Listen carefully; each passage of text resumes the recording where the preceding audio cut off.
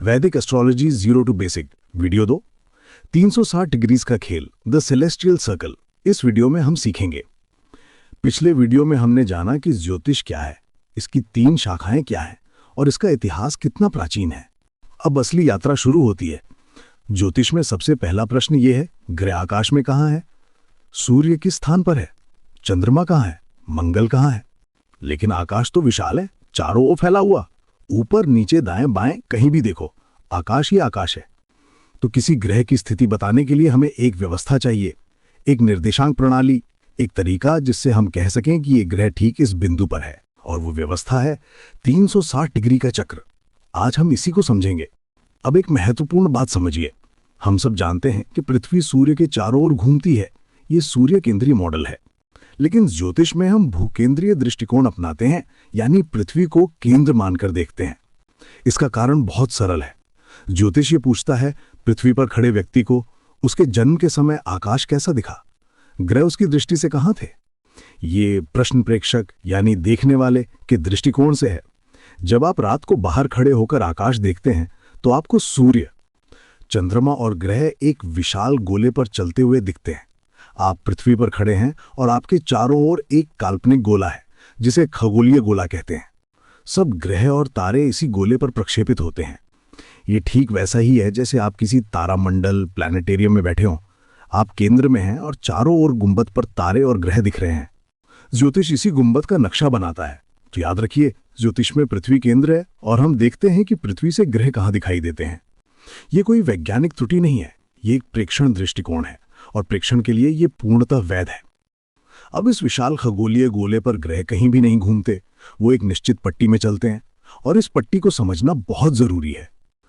पृथ्वी सूर्य के चारों ओर जिस मार्ग पर घूमती है उसे कक्षा तल कहते हैं। अब पृथ्वी से देखें तो ऐसा लगता है कि सूर्य पृथ्वी के चारों ओर घूम रहा है, एक पूरा चक्कर साल भर में। सूर्य का ये काल्पनिक मार्ग जो आकाश पर एक वृत्त बनाता है, इसे क्रांतिवृत्त कहते हैं। अंग्रेजी में इसे एक्लिप्टिक कहते हैं। ये क्रांतिवृत्त एक वृत्त है और इसी वृत्त के आसपास लगभग 8-9 डिग्री इधर उधर सभी ग्रह चलते हैं। चंद्रमा, मंगल, बुध, शुक्र, शनि सब इसी पट्टी में रहते हैं। इस पट्टी को राशिचक्र पट्टी या ज़ोडिएक बेल्ट कहते हैं। क्यों सब ग्रह इसी पट्टी में हैं? क्योंकि हमारे सौर मंडल के सभी ग्रह लगभग एक ही तल में सूर्य की परिक्रमा करते हैं, जैसे एक थाली पर गोलियां घूम रही हों। इसलिए पृथ्वी से देखने पर ये सब एक ही पट्टी में दिखते हैं। तो ज्योतिष का पूरा खेल इसी क्रांतिवृत्त पर होता है। ये एक वृत्त है और इसी वृत्त पर ग्रहों की स्थिति मापी जाती है। और इस वृत्त को मापने के लिए हम इसे 360 डिग्री में बांटते हैं। अब प्रश्न ये है, इस वृत्त को 360 भागों में ही क्यों बांटा? 100 या 200 में क्यों नहीं? इसका उत्तर प्राचीन गणित में है। बेबीलोन की सभ्यता, जो लगभग 4-5 हजार वर्ष पुरानी है, उन्होंने षष्ठिक गणना पद्धति विकसित की थी, यानी बेस 60 का गणित। इसीलिए आज भी हमारे घड़ी में 60 सेकंड का 1 मिनट और 60 मिनट का 1 घंटा होता है।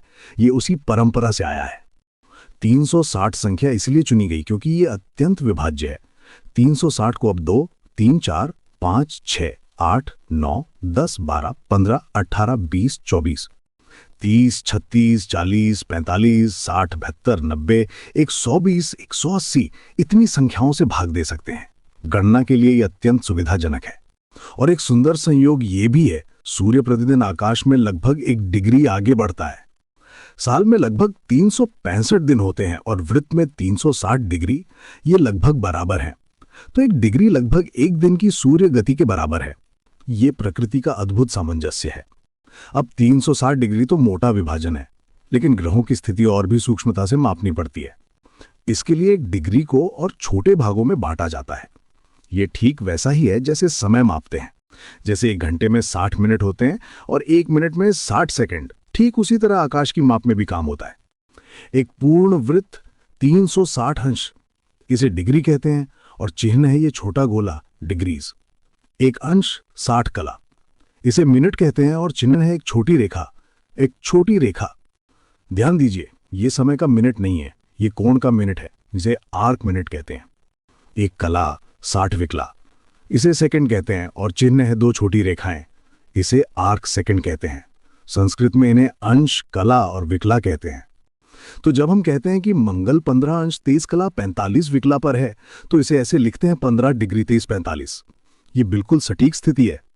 जैसे किसी नक्शे पर अक्षांश और देशांतर से सटीक स्थान मिलता है, वैसे ये डिग्री मिनट सेकंड से ग्रह का सटीक स्थान बताता है। ज्योतिष में इस स्तर की सटीकता इसलिए जरूरी है क्योंकि कभी कभी 1-2 डिग्री का अंतर भी बहुत बड़ा फर्क डालता है। जैसे कि ग्रह उच्च के सटीक अंश पर है या उससे दूर, ये परिणाम बदल सकता है। अब हम सीखते हैं कि ज्योतिष में ग्रह की स्थिति कैसे पढ़ी और लिखी जाती है।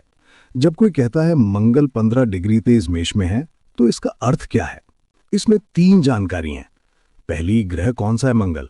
दूसरी, वो किस राशि में है मेष।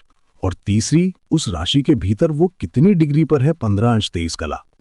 ये ऐसे समझिए, मान लीजिए आपको किसी का पता बताना है। आप कहेंगे दिल्ली, करोल बाग, मकान नंबर 15। यहां दिल्ली शहर है, करोल बाग मोहल्ला है और 15 मकान नंबर है। ठीक इसी तरह ज्योतिष में मेष राशि मोहल्ला है और 15 डिग्री 23 मकान नंबर है। हर राशि 30 डिग्री की होती है। ये हम अगले वीडियो में विस्तार से देखेंगे। तो किसी भी राशि के भीतर ग्रह 0 डिग्री से लेकर 29 डिग्री 59 तक कहीं भी हो सकता है। अब पूरे 360 डिग्री चक्र में मेष पहली राशि है जो 0 डिग्री से 30 डिग्री तक है। तो मंगल 15 डिग्री 23 मेष का अर्थ है कि पूरे चक्र में मंगल 15 डिग्री 23 पर है। लेकिन अगर कोई कहे मंगल 15 डिग्री 23 वृषभ, तो वृषभ दूसरी राशि है जो 30 डिग्री से 60 डिग्री तक है। तो पूरे चक्र में मंगल 30 डिग्री प्लस 15 डिग्री 23 पर है। ज्योतिष में आमतौर पर हम राशि और उसके भीतर की डिग्री बताते हैं, पूरी 360 डिग्री की स्थिति नहीं। ये पढ़ने और समझने में अधिक सुविधाजनक है। अब एक छोटा अभ्यास करते हैं।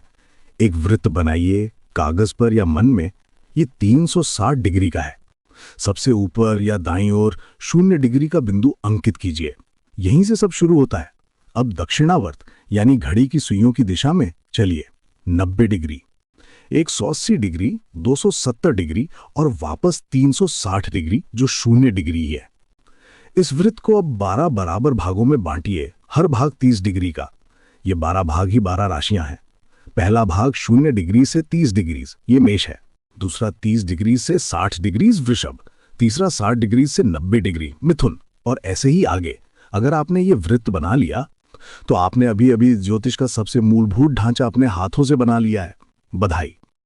आगे आने वाले सभी वीडियो में हम इसी वृत्त पर काम करते रहेंगे। इसमें ग्रह रखेंगे, नक्षत्र बांटेंगे, भाव बनाएंगे। तो इस वृत्त को अच्छे से याद रखिए। तो आज हमने समझा कि ज्योतिष आकाश को एक 360 डिग्री के वृत्त के रूप में देखता है। ये वृत्त क्रांति वृत्त है, वो पट्टी जिसमें सभी ग्रह चलते हैं और ग्रहों की सटीक स्थिति अंश, कला, विकला में मापी जाती है। ये 360 डिग्री पूरे ज्योतिष शास्त्र की नींव है। आगे जो कुछ भी सीखेंगे, राशि, नक्षत्र, पद, भाव, सब इसी वृत्त के विभाजन है। अगले वीडियो में हम इसी वृत्त का पहला विभाजन विस्तार से समझेंगे। 12 राशियां, 360 भाग 12 बराबर 30 डिग्री प्रति राशि। हर राशि की डिग्री सीमा, उसका स्वामी ग्रह और उसका मूल स्वभाव। तो अगले वीडियो में मिलते हैं।